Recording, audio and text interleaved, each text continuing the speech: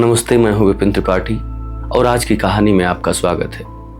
एक बार एक गांव का जमींदार और एक मजदूर जो उसके यहाँ काम करता था, दोनों एक साथ मर करके यमलोक पहुँचे।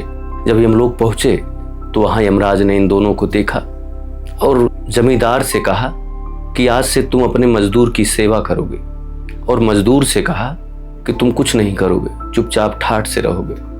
अब जो यहाँ से जमींदार मर के गया था, उस मजदूर का जो मालिक था, उसे ये बात बड़ी अटपटी लगी। उसने हाथ जोड़ करके कहा, मालिक, मैंने ऐसा क्या अपराध कर दिया है?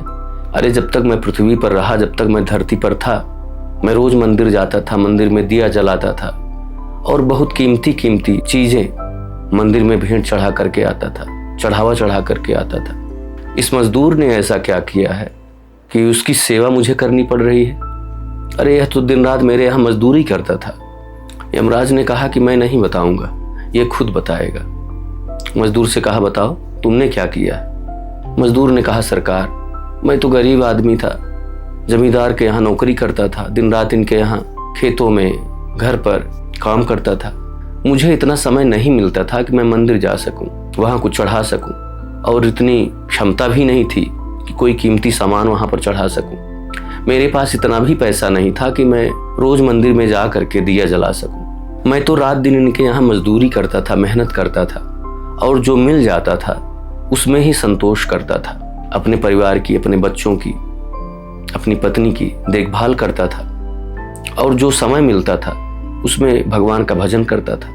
मेरे पास इतना पैसा नहीं था कि मैं रोज मंदिर में जा करके दिया जला सकता, लेकिन मैं ये काम करता था कि शाम के समय मेरे घर के सामने गली में बहुत अंधेरा रहता था, लोगों को आने जाने में तकलीफ होती थी, तो मैं अपने घर के सामने चौखट पर, दरवाजे पर एक दिया जला देता था, जिससे रास्ते में भी उजाला हो जाता था और लोगों को आने जाने में सहूलियत होती थी। बस मैंने इतना ही किया है।